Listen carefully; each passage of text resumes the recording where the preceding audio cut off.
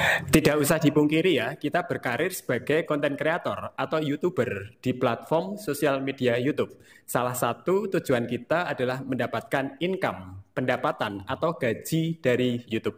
Betul apa betul? Nggak apa-apa teman-teman, jujur saja. Karena jika kita bisa menetapkan tujuan dengan lebih jelas, maka kita juga akan lebih mudah untuk menentukan langkah-langkah apa saja sih yang harus kita lakukan untuk mencapai tujuan tersebut. Baik, di video sesi kali ini saya akan menjelaskan 4 hal yang harus kita hindari sebagai seorang YouTuber pemula. Yuk, ikuti video selengkapnya. Hal pertama yang tidak boleh dilakukan sebagai seorang YouTuber pemula yaitu kita tidak boleh memberikan komentar spam pada video YouTuber lain.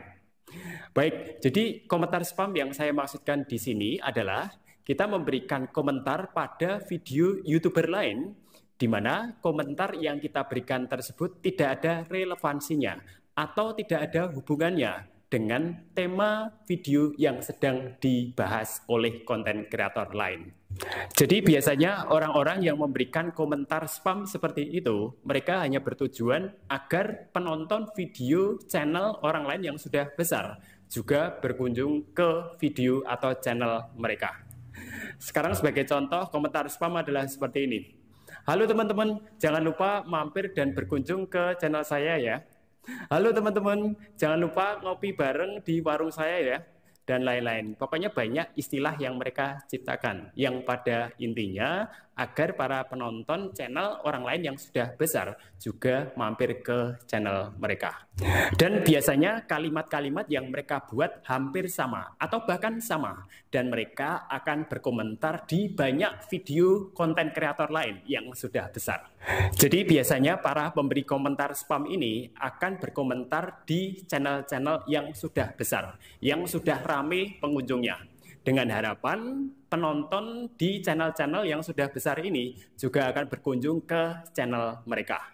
Biasanya golongan orang yang sering memberikan komentar spam adalah mereka-mereka sebagai pelaku sub for sub atau saling subscribe antara sesama konten kreator pemula. Kemudian hal yang kedua yang tidak boleh kita lakukan sebagai seorang YouTuber, terutama sebagai seorang YouTuber pemula, janganlah kita membuat konten hanya berdasarkan kesenangan kita saja, tanpa memperhatikan sama sekali apa yang menjadi kebutuhan atau kesenangan dari para penonton. Baik, jadi saat ini saya lihat banyak sekali seorang konten kreator atau YouTuber yang membuat konten hanya berdasarkan kesenangan mereka saja. Sebagai contoh, misalnya pada saat mereka piknik bersama keluarga dibuat konten. Pada saat mereka memasak di dapur dibuat konten.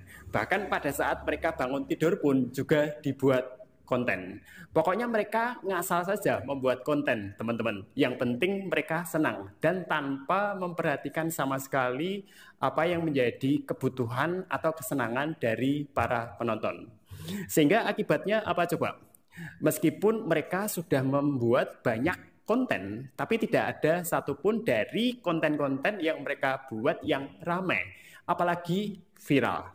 Kecuali kalau kita sudah menjadi artis atau public figure, bahkan kita membuat konten saat kita bangun tidur pun tetap saja ada orang yang melihat, karena kita memang sudah terkenal sebelumnya.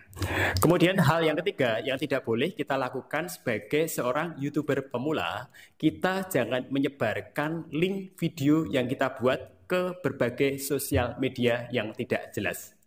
Nah, untuk kasus ini saya juga pernah lakukan ya, kira-kira 2 tahunan yang lalu. Jadi setiap saya membuat video baru, saya akan sebarkan link video baru yang saya buat ke berbagai platform sosial media. Ke Facebook, ke Instagram, ke TikTok, ke Twitter, ke WhatsApp, dan berbagai platform sosial media lainnya. Tak lain dan tak bukan agar banyak orang di berbagai platform sosial media mengklik video baru yang saya buat. Baik, jadi sebenarnya kenapa sih kita tidak boleh share link video yang kita buat? Sebabnya karena belum tentu banyak orang di berbagai platform sosial media itu memiliki ketertarikan atas tema video yang kita buat. Jadi kalaupun mereka sampai klik link video yang kita sebarkan, dan setelah beberapa detik mereka tidak tertarik atas video yang kita buat. Biasanya mereka akan skip gitu saja. Sebagai contoh, misalnya durasi video kita itu kira-kira 10 menit.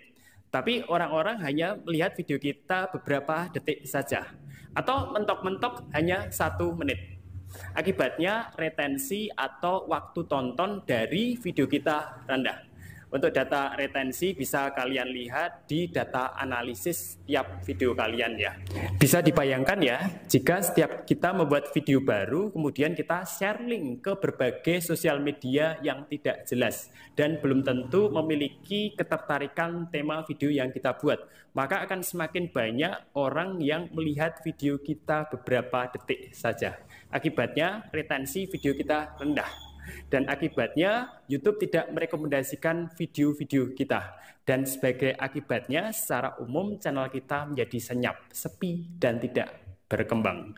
Dan pada akhirnya kita tidak mendapatkan income atau pendapatan yang lebih besar dari YouTube. Jadi saran dari saya, jika kalian memang mau share link video yang kalian buat, share-lah kepada orang-orang, grup-grup atau komunitas orang-orang yang sekiranya memiliki ketertarikan atas tema video yang kita buat.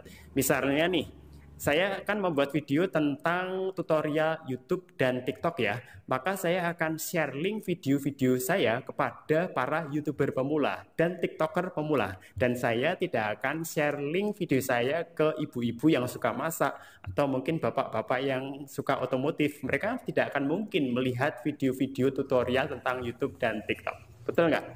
Kemudian yang terakhir atau yang keempat, kenapa YouTuber pemula tidak segera mendapatkan gaji atau pendapatan dari YouTube? Karena mereka malas untuk belajar. Jadi biasanya mereka mengunjungi video-video tutorial atau mengunjungi channel-channel lain yang lebih senior. Mereka hanya bertujuan untuk mencari subscriber. Mereka hanya meninggalkan komentar-komentar spam dengan tujuan agar para penonton di channel yang sudah besar berkunjung ke channel mereka. Jadi mereka tidak ada keinginan untuk belajar dan justru lupa bagaimana untuk membuat video yang baik, bagaimana untuk membuat video yang berkualitas. Baik, jadi salah satu parameter video kita itu baik dan berkualitas itu bisa dilihat salah satunya dari retensi atau waktu tonton dari video kita. Jika retensi atau waktu tonton video kita itu semakin banyak, artinya video kita itu disukai dan diminati oleh banyak orang. Oke lah, semoga materi singkat yang saya sampaikan di sesi kali ini bisa bermanfaat ya, terutama bagi kalian para YouTuber pemula. Sehingga diharapkan para YouTuber pemula bisa mendapatkan income, pendapatan, dan gaji dari YouTube yang lebih besar. Oke, sebelum saya akhiri video ini, yuk bagi kalian yang belum subscribe channel ini, silakan subscribe channel ST Agung Sujatmoko sehingga bisa terus update video-video terbaru lainnya untuk pengembangan channel YouTube, TikTok, dan lain-lain. Oke, akhir kata saya ST Agung Sujatmoko, sampai jumpa lagi di video selanjutnya. Tetap keep spirit and sharing. Salam.